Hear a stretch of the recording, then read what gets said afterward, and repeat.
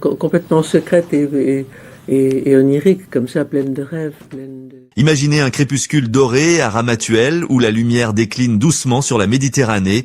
Dans cette maison silencieuse, une femme est assise seule face à la mer. Ses yeux de chat sont toujours aussi perçants, mais ils cachent une mélancolie infinie que le temps n'a jamais pu effacer. C'est Juliette Gréco.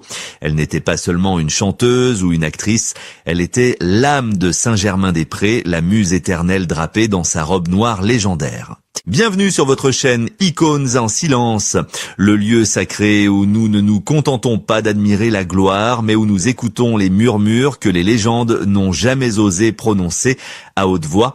Aujourd'hui, nous ouvrons le livre secret de Juliette Gréco. Alors que le monde entier la célébrait comme le symbole absolu de la liberté et de l'amour, peu savait que dans l'intimité de ces derniers jours, Juliette ne cherchait pas la paix. Au contraire, elle faisait face à son passé avec une lucidité terrifiante. Avant de fermer les yeux pour la dernière fois, elle a brisé le silence pour affronter les fantômes qui l'ont hantée pendant 93 ans. Il existe une liste invisible gravée dans son cœur, une liste composée de 3 noms, 3 visages, de 3 blessures qu'elle n'a jamais pardonnées. Qui sont-ils ? Pourquoi une femme que la terre entière désirait portait-elle en elle une rancune aussi froide et inaltérable ? Cette histoire ne commence pas par des applaudissements, mais par un rejet brutal qui glace le sang. Le premier nom sur cette liste noire, tragiquement, n'est pas celui d'un ennemi lointain, mais celui de la femme qui lui a donné la vie. Comment une icône culturelle a-t-elle pu se construire sur les ruines de l'indifférence maternelle qui a volé les rêves et l'innocence de la jeune fille avant même qu'elle ne devienne une star ? Sous les projecteurs aveuglants, Gréco était une reine intouchable, mais dès que le rideau tombait, elle redevenait cet enfant blessé cherchant désespérément à réparer l'irréparable. Pour comprendre la profondeur de sa douleur et pourquoi elle a refusé le pardon jusqu'à son dernier souffle, nous devons remonter le temps, bien avant la légende, là où le destin a frappé pour la première fois avec une cruauté inimaginable. Mais avant de plonger dans la lumière aveuglante de Paris, il faut comprendre une vérité sombre. Si Juliette a chanté, si elle est montée sur scène avec cette rage silencieuse, ce n'était pas seulement par amour de l'art, c'était un cri de survie. Gardez bien en tête cette image de la mère indifférente dont nous parlerons plus tard, car c'est précisément ce vide affectif terrifiant qui a propulsé la jeune fille timide vers la gloire. Elle devait devenir quelqu'un pour que le monde, à défaut de sa propre famille, la regarde enfin. Et le monde l'a regardée comme jamais il n'avait regardé personne. Imaginez le Paris de l'après-guerre, une ville qui se réveille d'un long cauchemar et qui a faim de vie, de jazz et de liberté. C'est dans ce chaos magnifique, au cœur du quartier de Saint-Germain-des-Prés, que la légende commence. Dans les caves enfumées comme le Tabou ou la Rose Rouge, une silhouette émerge. Elle est vêtue de noir, non par style, mais parce qu'elle n'a rien d'autre à se mettre. Pourtant, cette nécessité devient une signature. Avec ses longs cheveux bruns, sa frange emblématique et ses yeux soulignés d'un trait noir épais, Juliette Gréco devient instantanément l'incarnation de la femme moderne, libre et intellectuelle. Elle n'est pas seulement une chanteuse, elle est la muse. Les plus grands esprits de l'époque tombent sous son charme mystérieux. Jean-Paul Sartre lui-même, fasciné par sa voix qu'il décrit comme une lumière chaude, décide qu'elle doit chanter. Il lui offre des mots, des poèmes qui deviennent des hymnes, avec des titres comme Si tu t'imagines, ou plus tard La Javanaise que Serge Gainsbourg écrira pour elle. Juliette ne chante pas des chansonnettes, elle interprète l'âme de la France. Chaque note qui sort de sa gorge semble raconter une histoire de résilience. Elle devient l'ambassadrice de la chanson française à travers le monde, portant la langue de Molière du Japon jusqu'au Brésil. Pour le public, elle est une déesse intouchable, on l'appelle la Gréco. Elle représente tout ce que la jeunesse désire, l'audace, l'intelligence et une sensualité qui ne demande la permission à personne. Lorsqu'elle chante « Déshabillez-moi », elle provoque un séisme culturel, renversant les rôles traditionnels et prenant le pouvoir avec une élégance rare. Chaque concert est une communion, chaque apparition télévisée fige le temps. Elle est au sommet, adulée par des millions de personnes qui voient en elle une icône de force et de réussite. Pourtant, la réalité derrière les rideaux de velours est bien différente. Être une muse est un rôle épuisant, car une muse n'a pas le droit d'être humaine, elle doit rester une image parfaite projetée par les hommes. Sous les applaudissements tonitruants, Juliette commence à sentir le poids écrasant de cette couronne. Alors que la France entière la vénère, elle réalise que la gloire est une drogue solitaire. Elle est entourée, photographiée, désirée, mais est-elle vraiment comprise? C'est à cet instant précis, alors qu'elle brille le plus fort, que les premières fissures apparaissent, annonçant les ténèbres qui guettent souvent ceux qui volent trop près du soleil. On pourrait croire que Juliette Gréco tenait le monde au creux de sa main, qu'elle possédait tout ce dont une femme peut rêver, la gloire, la fortune et l'adulation des foules, mais peu savait que cet éclat aveuglant dissimulait une tragédie silencieuse. Lorsque le public contemplait son sourire énigmatique sur grand écran, il ne voyait pas les fils invisibles qui étranglaient l'artiste, transformant sa vie en une performance perpétuelle où elle n'était plus que l'ombre d'elle-même. L'industrie du divertissement, sous ses airs de fête et de paillettes, se révéla être une machine impitoyable, une broyeuse dame conçue pour effacer les individualités et fabriquer des produits standardisés. Et Juliette, avec sa nature sauvage et son besoin viscéral de liberté, est devenue la proie idéale de ce système dévorant. Les ténèbres ont véritablement envahi sa vie lorsqu'elle a pénétré l'arène du cinéma international, croisant la route de l'homme le plus puissant d'Hollywood à cette époque, le redoutable Daryl F. Zanuck. C'était un véritable magnate, un faiseur de rois capable de propulser une inconnue au sommet d'un simple claquement de doigts, mais qui considérait trop souvent les femmes comme des objets de collection précieux. Pour Zanuck, Juliette n'était pas une artiste accomplie avec ses propres blessures et sa propre histoire, mais une argile brute qu'il fallait remodeler. Il prétendait l'aimer, il était obsédé par l'idée de posséder l'icône française, mais cet amour avait le goût amer de la possession et d'un contrôle maladif.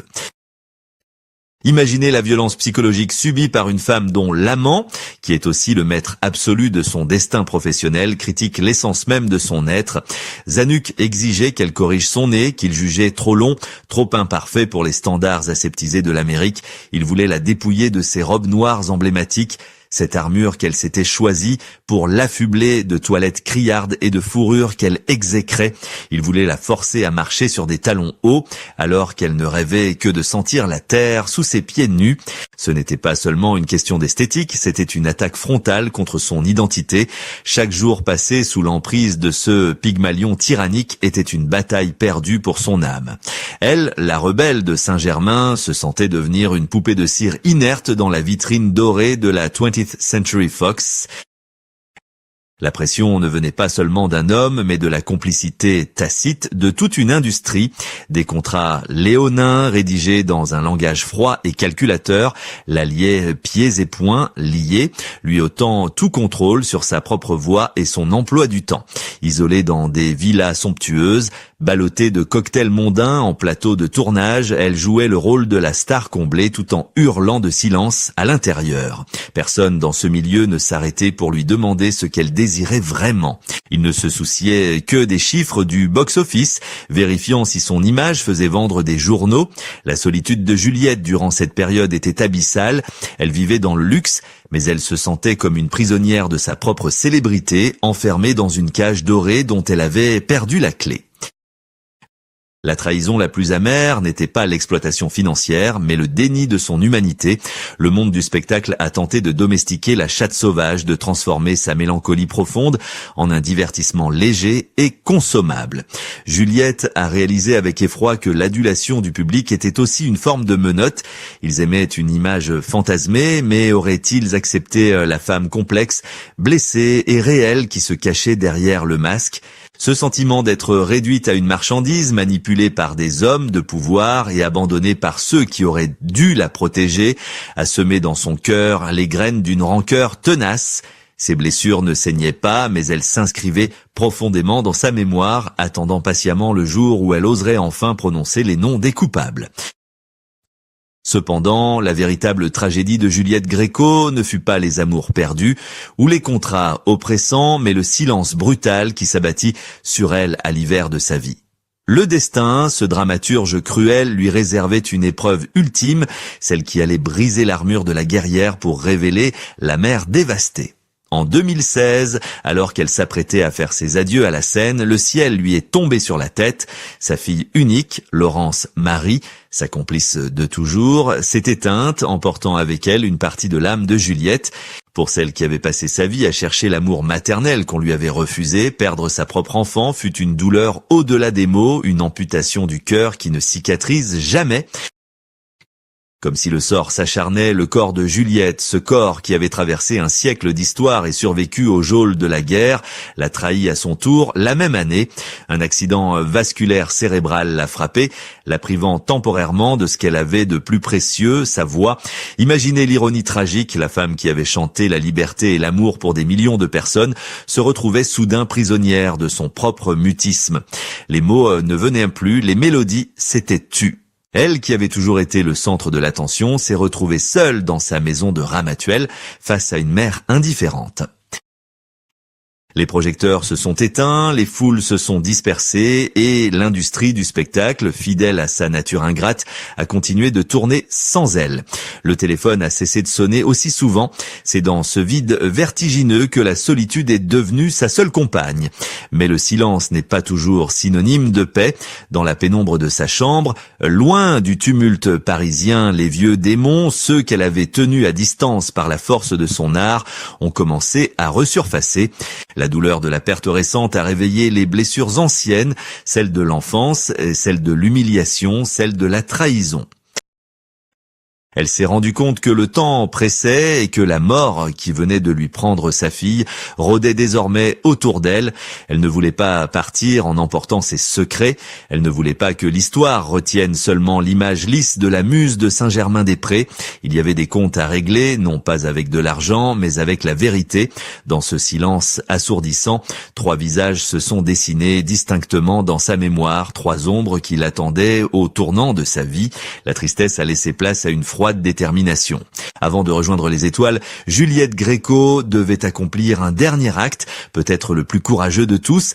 Elle devait nommer ceux qui avaient tenté de détruire son humanité. Le moment était venu, ce n'était pas dans un tribunal, mais à travers ses mémoires ultimes et ses dernières confidences publiques, que Juliette Gréco a rendu son verdict. À 89 ans, avec une voix fragilisée par l'âge mais un esprit plus tranchant que jamais, elle a ouvert son carnet noir pour nommer ceux qui l'avaient blessée, non pas pour chercher la pitié, mais pour reprendre le pouvoir sur son histoire. Elle a cité 3 figures, 3 bourreaux de l'âme qu'elle a décidé, en toute conscience, de ne jamais absoudre. Le premier nom est sans doute le plus douloureux, est celui de Juliette Laféchine, sa propre mère. Gréco a brisé le tabou sacré de la maternité en révélant la froideur glaciale de cette femme. Elle a raconté ce moment indélébile à l'hôtel Lutetia en 1943 lorsqu'elles ont été libérées. Au lieu de serrer sa fille dans ses bras, sa mère l'a regardée avec dégoût et l'a abandonnée là, seule au monde, sans un regard en arrière. Gréco a confessé que cette phrase terrible « Tu n'es pas ma fille, tu es le fruit d'un accident » a résonné en elle jusqu'à la fin. Elle n'a jamais pardonné ce manque d'amour originel, cette trahison primitive qui lui a fait croire toute sa vie qu'elle ne méritait pas d'être aimée. Ensuite, elle a évoqué l'ombre de l'homme en uniforme, cet officier de la police secrète qui a volé son adolescence. Elle ne parle pas de politique, mais d'une cruauté personnelle et physique. Elle se souvient de la gifle brutale qui a fait voler ses lunettes en éclats, la laissant quasi aveugle et terrorisée dans une prison froide.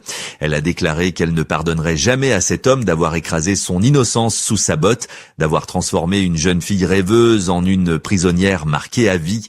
Ce n'était pas seulement une blessure de guerre, c'était un viol de son insouciance, un vol qualifié de sa jeunesse qu'aucun traité de paix ne pourrait jamais réparer.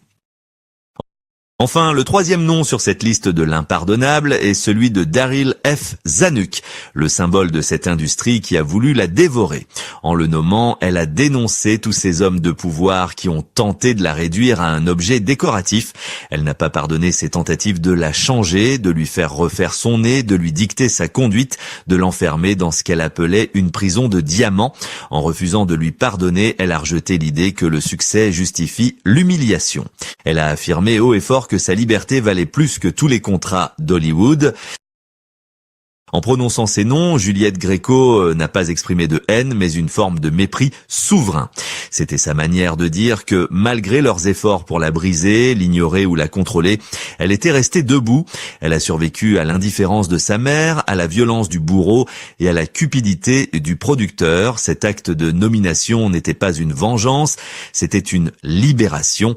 Elle reprenait enfin possession de chaque chapitre de sa vie, refusant que ses fantômes dictent la fin de son récit. L'histoire de Juliette Gréco n'est pas seulement celle d'une star qui a conquis le monde, c'est avant tout le récit d'une survivante qui a refusé de laisser les autres écrire sa fin. En brisant le silence sur ses blessures les plus profondes, elle nous a offert un dernier cadeau, une leçon d'humanité brute. Elle nous rappelle que derrière chaque icône glacée sur papier glacé, il y a un cœur qui bat, qui saigne et qui se souvient. Son refus de pardonner n'était pas un acte de méchanceté, mais une affirmation de soi. Elle nous a montré que l'on peut trouver la paix non pas en oubliant, mais en acceptant la vérité de sa propre douleur. Son héritage dépasse largement ses chansons ou ses films. Juliette Gréco a incarné la liberté absolue dans une époque qui voulait enfermer les femmes dans des cases. Elle a prouvé qu'une femme pouvait être belle sans être une poupée, qu'elle pouvait être aimée sans se soumettre et qu'elle pouvait vieillir avec dignité sans jamais s'excuser d'exister.